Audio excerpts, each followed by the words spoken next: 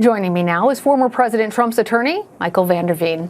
Thank you, sir, for joining us. Let's get right into those words that we heard from Senate Minority Leader Mitch McConnell. He ended the trial with this passionate speech about President Trump's involvement in the insurrection. During it, he said that the former president is still liable for everything he did during his period in office. Are you expecting to face more charges against Mr. Trump in the near future, and do you anticipate being part of that defense? No, that's just political rhetoric, and I was hopeful that something would come out of this, that the political rhetoric would stop out of Washington, D.C., but I guess apparently it hasn't. Were you, though, surprised to hear those words coming from the leader of the Republican Party in the Senate? I'm not surprised to hear a politician say anything at all. No.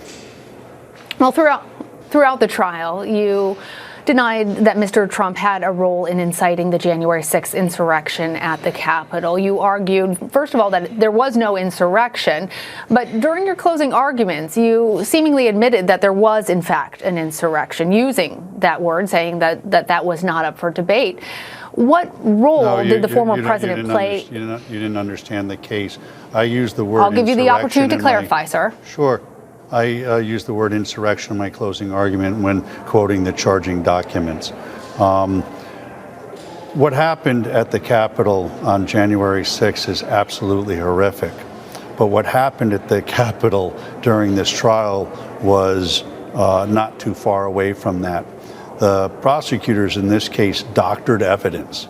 They did not investigate this case, and when they had to come to the court of the Senate to put their case on, because they hadn't done any investigation, they doctored evidence. It was absolutely shocking. I think when we discovered it and we were able to expose it and put it out, I think it turned a lot of senators. The American people should not be putting up with this. They need to look at who these House managers were and look to see whether these are the folks they want representing them. It was shocking to me. Wouldn't have believed it. Let's follow up with a point that you're making right now about the House managers, as you say, doctoring evidence, and the argument. They didn't deny it. For our viewers, they didn't deny it. I put it in front of them 3 times. To be clear for our viewers, what you're talking about now is a check mark. That's a verification on Twitter that did not exist on that particular tweet. A 2020 that should have actually read 2021, and the selective editing, you say, of the tapes. Is that the doctored evidence of what you're speaking? Wait, that's not enough for you? That's not enough for you? No, wait, no, sir, no. I'm not a juror in this trial. What I'm trying to be clear for our viewers is what you're referring to, because not everybody has been following. It's not okay not everybody, to doctor sir, a little bit of evidence. Respectfully. I have not said it is okay. Ma'am, your question is I want to be clear for our viewers. Listen, what has to happen is I want to be clear for our viewers about what exactly you're saying when you say doctored evidence. The media has to start telling the right story in this country. The media is trying to divide this country. You are bloodthirsty for ratings, and as such, you're asking questions now that are already set up with a fact pattern. I can't believe you would ask me a question indicating that it's all right just to doctor a little bit of evidence. There's more stuff that we uncovered that they doctored, to be frank with you, and perhaps that will come out one day. But we won this case, and I'm not a sore loser, but what happened, or a sore winner, I should say, but what should happen is somebody should look at the conduct of these House managers. It's unconscionable, aside from all of the due process violations that my client had. And the media should be looking at a square, straight way. The straight way. When I watch the news, I watch one station and it's raining. I watch another station at the same time and it's sunny. Your coverage is so slanted, it's got to stop.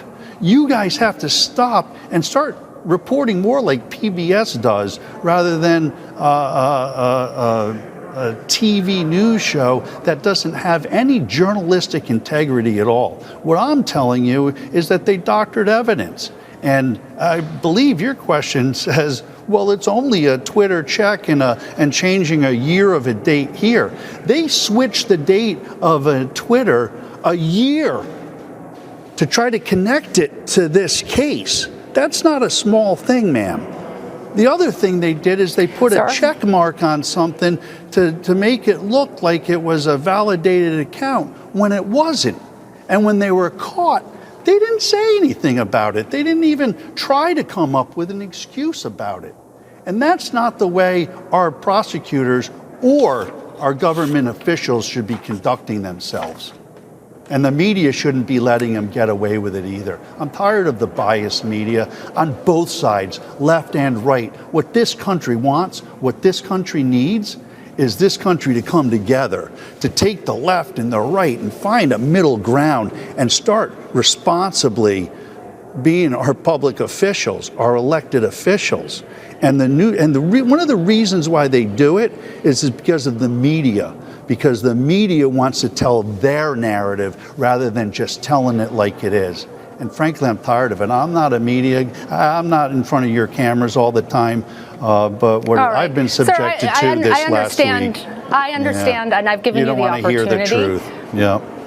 Okay. I've given you the opportunity. I will remind you that what I said was that for our viewers who have not been following all of the hours of this trial, to be clear about what you are speaking about. And I understand I'm speaking about the House manager's failure to prove their case.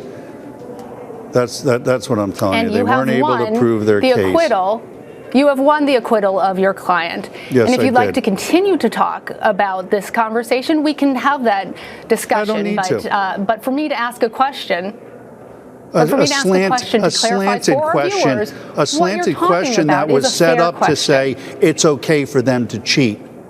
That was your question. Isn't it okay for them to cheat? I didn't say that. It's just a little bit.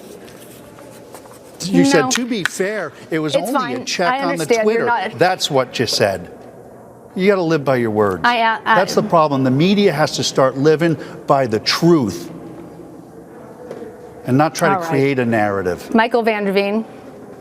Yep. Thank you for joining us. I do appreciate. Yep. Okay. I see you taking off your microphone now. That was President Trump's defense attorney, Micheal Vander Veen.